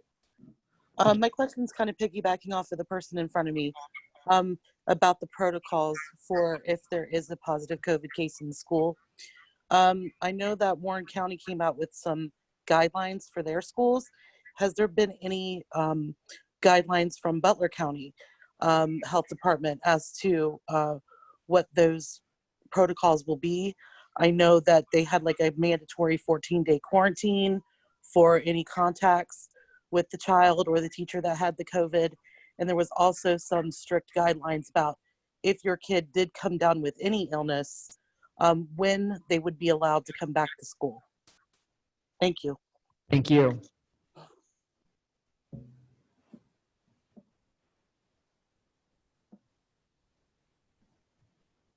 We have one that's written in here from Terry Louderback that I can't get her to put in. Okay. It's more freshman busing still exists this upcoming. Okay. So there was a question around freshman busing. Somebody had stated, but we can't patch them in for whatever reason, so they were waiting to talk. I'll add that to the list here. Yes.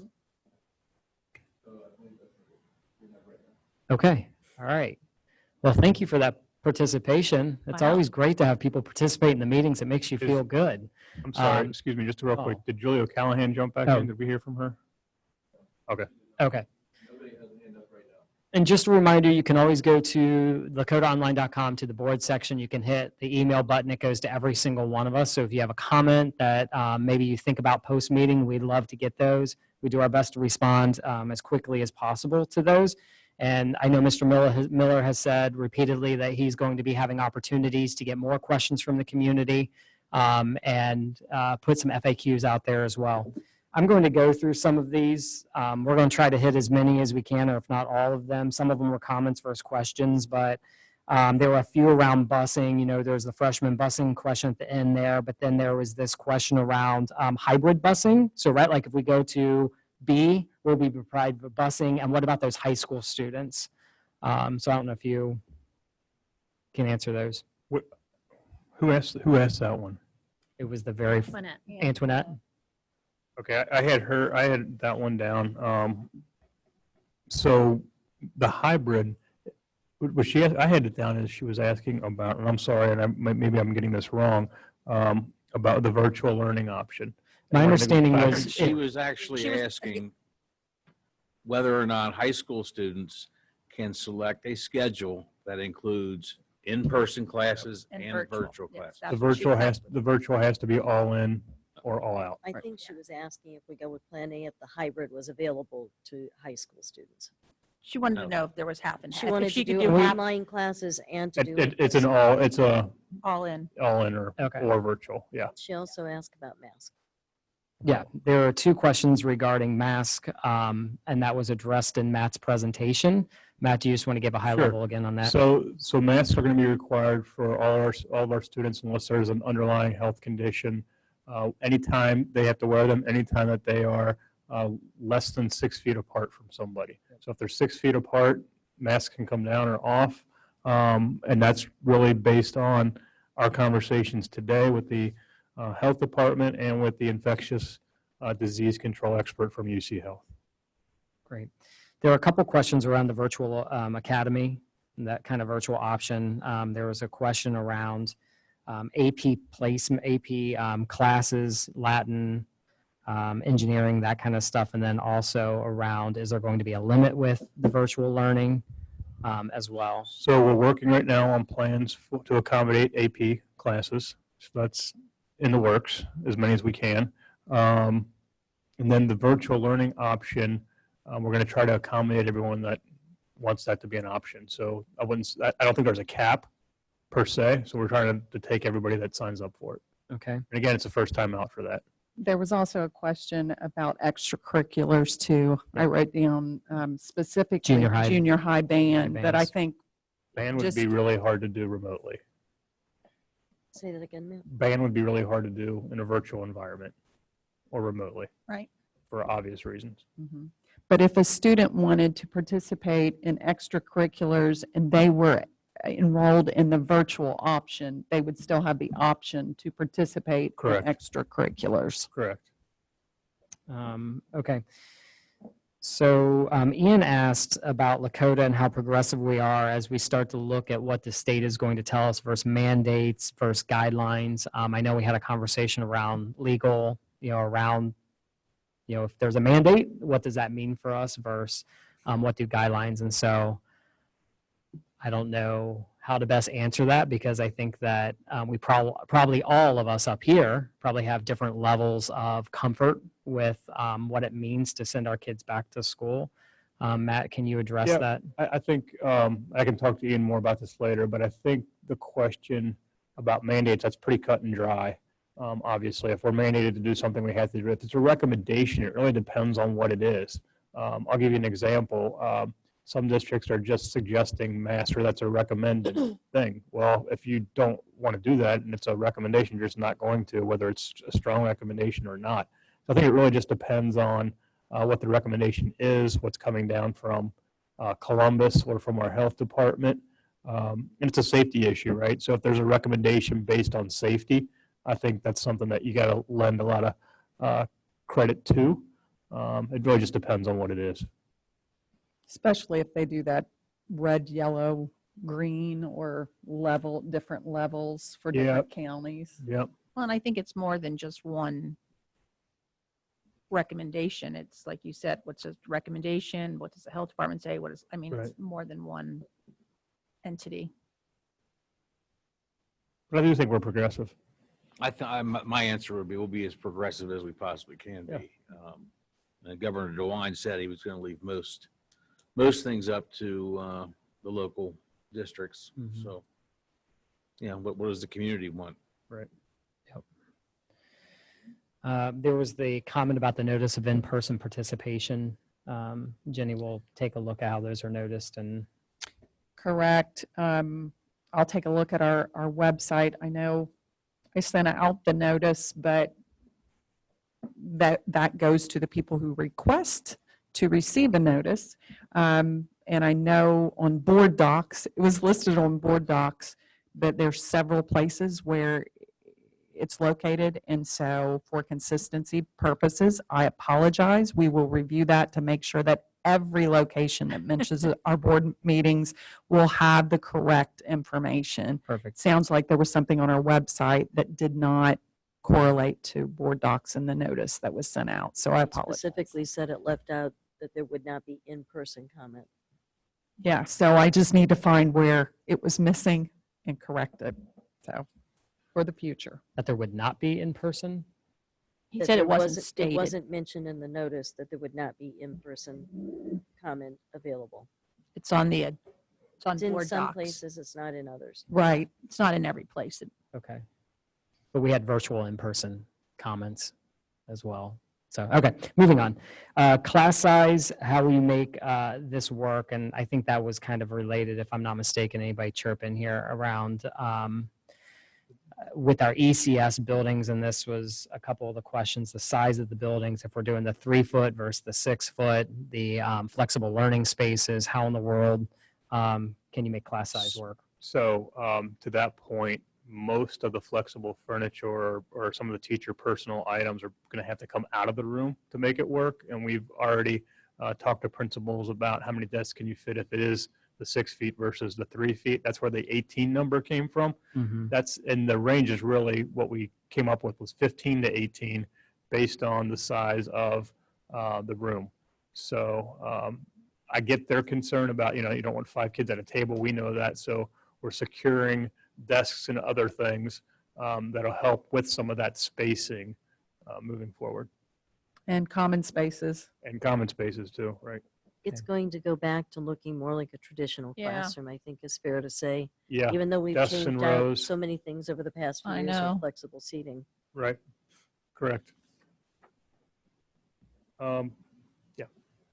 There were questions. There was a comment made, I don't know if as much of a question as a comment around, was Plan B really on the table, or were we just moving full force into A? I'll give my 2 cents, and then Matt, you can obviously, or any other board member obviously pop in. I think that the heart and intent is, how do we get our kids back to the classrooms and get our kids back in the school, right? What are the guidelines, what are the recommendations? How do we make that work in the best way possible?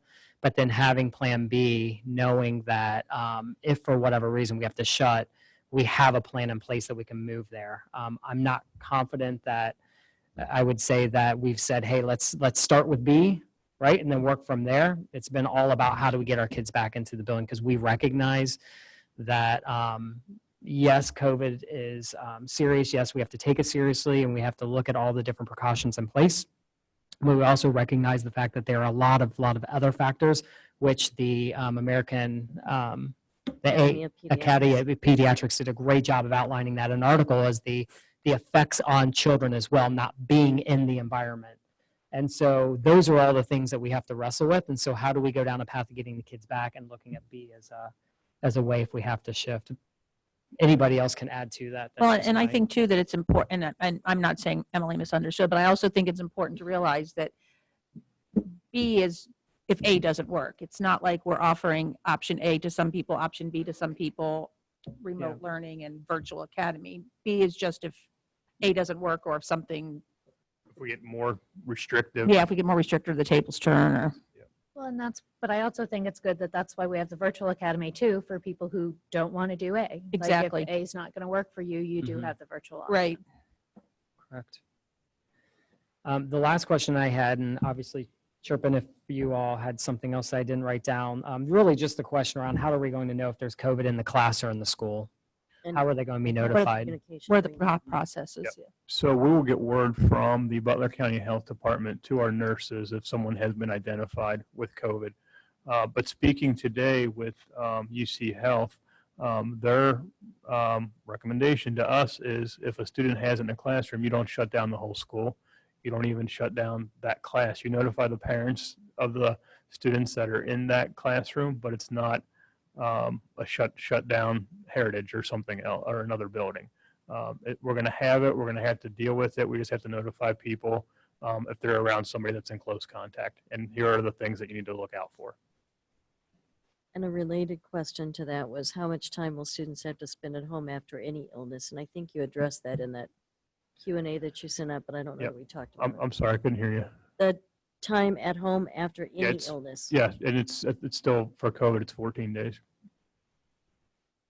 The other thing, I think there was a gentleman talking about different types of masks Yes. on the call. Yes. And so we did have that conversation too with the person from UC Health, infectious disease control. And she was talking about, you basically use a mask. I mean, N95 would be great, but those are not widespread. And so you use what you have and what you're able to use. And one of the masks that she had was a cloth mask. And so if that's what we have to use, that's what we have to use. So that's when she made the case of if somebody has it and they're wearing a mask and somebody doesn't have it, but they're also wearing a mask, then your chances of contracting it are less than 1%. Am I missing anything on that? There's a couple other comments and questions that. Go for it. Did you have others? The I didn't mask, catch you. that was Evan Thomas. He also commented about how the virtual learning that we did, understanding that it was last minute, was not very good. But earlier in this meeting, we did address the work that's going on to build the virtual option, which will be much more robust. The other question from Valerie was, will we have a safety plan to give her or anyone of how we're going to keep their child safe while they still have time to decide between coming to school or the virtual option? Yes. Okay. And then Terry had a question on freshman busing that we didn't talk about. Will there still be freshman busing? So we'll still do freshman busing under option or plan A. Plan B, we would have to have a conversation about that if we go back to state minimums. And that's going to be a state decision in terms of only having one student per seat versus two. And that would really impact freshman busing. Well, and I think that it's important for the community to understand we only have so many buses and so many drivers, and finding drivers is really, really difficult to begin with. And so if we have to go to state mandated, then it's going to have to shift. It's out of our control at that point. And that was one of the survey questions too, that we put out early on, that if we had limitations in transportation, would you take your child to school versus putting them on a bus? And it was almost 50-50. Yeah, I speculate that if we move to Plan B, it's because things have gotten significantly worse. Yep. And there are a lot of people who would pull their kids from buses as well. So we don't know that for sure, but I imagine that would happen as well. Evan also made a comment asking if we had looked at the OSHA mask guidelines at all in formulating our plans. Yeah, that's what I was mentioning before said about that, the mask and about what the person from UC Health talked about. Have we looked at OSHA's? No, I have not. I'm not sure if Chris has or not, but I haven't. I'm just going by what the health experts. Speaking to the infectious disease expert at UC Health is pretty up there, I would imagine. Yeah, she was good. She was good. She was good. She was. Yeah. Did I miss any other questions? I think you got them all. I checked mine all.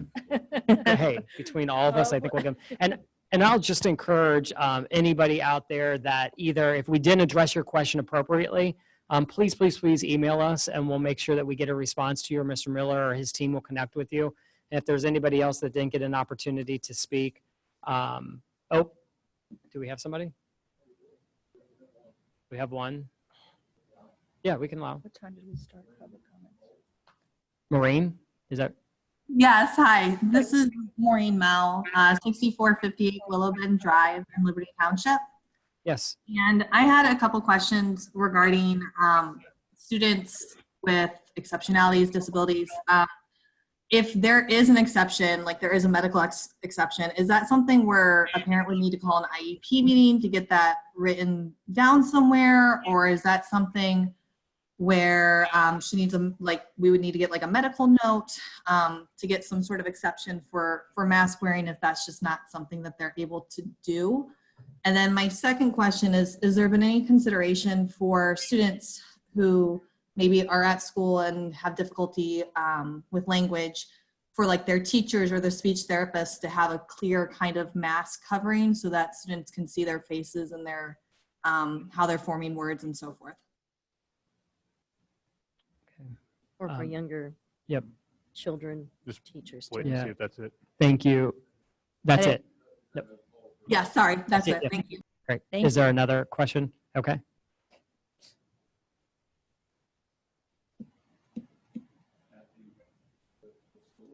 Kathy? Okay, yes. Can you guys hear me? We can. Okay, this is Kathy Boss, School 7990 Paradise Cove, Liberty Township. I I typed in a couple questions because I didn't know if you were gonna read them or not. So I did already type these in a second ago.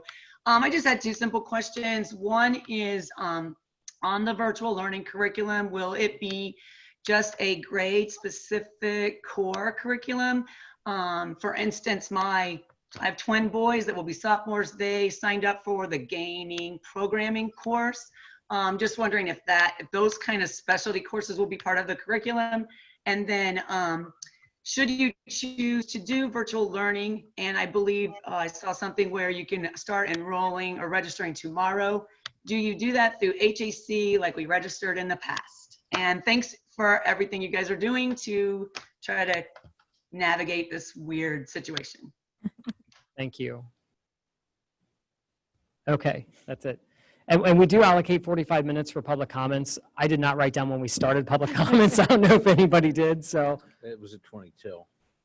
20 till, so we're close. All right, or we're done. So we had two there. Do you want to address those, Matt? Did Yeah, you get them? in terms of the question about needing an IEP meeting or something else for a student who has a health issue and could not wear a mask, I would hate for us to have an IEP meeting to get that done. I would say that you could contact the school or at least the teacher or whoever been your contact during remote learning, and we can make that happen. But we don't want to make people jump through unnecessary hoops and have meetings not to have meetings.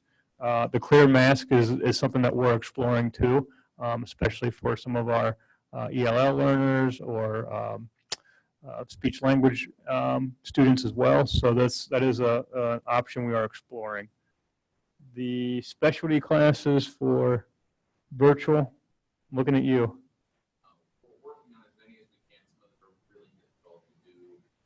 So yep. So to Kathy's question, if it's too specialized, it's probably something we're not going to be able to do virtually. Fair to say? Yeah. And that makes sense. Jenny and Matt, were there any questions that somebody didn't come on and talk about? So looking Oh. at the questions, there were questions about cleaning protocol, but I think we talked about like the one, how are we going to know that it's safe for their student to return? So I think we've addressed that one. There was a question more around a comment about checking temperatures. I know that that'll be in our plan, how we're going to do that as well. Equity, that was brought up. We've talked about that. Recess came up a few times, and that were the notes that I have. I think we've addressed most everything else that were in the Q&A. Thank you. And if not, we will put Correct. something out. And there was a question, will these questions be captured? Yes. We've gotten the questions, and we're gonna, save those. What we didn't get addressed, we'll use in our frequently asked questions. So yes, we have captured all of the questions, and we'll be continuing to look at those. I would love to, Matt, and I don't know what the best course for this is. I don't know if it's through Lodi or if it's through the policy committee or whatever it is, to really tackle and understand equity and understand what we're doing as a district to ensure that equitable practices are happening for all of our students, especially if we look at that blended environment, but just in general, equity across the district and across the community. I think it's a topic on a lot of people's minds right now. And so I would love for you just to give us a nod about how that might happen. And then how might we get involved in that as a board? Because I do think it's a lot of people are passionate about it. And whether it's racial equity, or it's equity within the learning environments in general, I think it's a conversation that we as a board should be having. Agreed. Absolutely.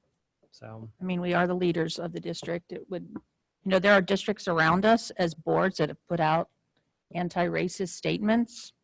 I mean, is that something we could consider? I think Mr. Miller did. He put one out from him, not on behalf of the board. It was on the Lakota. I mean, it was signed by Matthew J. Miller. Do you want me to bring something back in July? I mean, I think it's worth having a topic of discussion at the July meeting about it. And I know that you're shifting Lodi in general in regards to how it's going to be operating. I know you put out some staff changes there. So I don't know if that's something that we as a board could engage in a conversation with Lodi. I don't know. So I'm just kind of throwing this out because I know that it keeps coming up. I know that I'm hearing it. It's obviously coming in the comments. And so I would love maybe just a recommendation for you on what a path forward might be for bigger discussions around equity. All right. Got it. Yep. I will say too, before we adjourn, and obviously if anybody has any comments, but there are a lot of questions. I mean, all of these questions are legit, really good questions that I know so many people in the community have.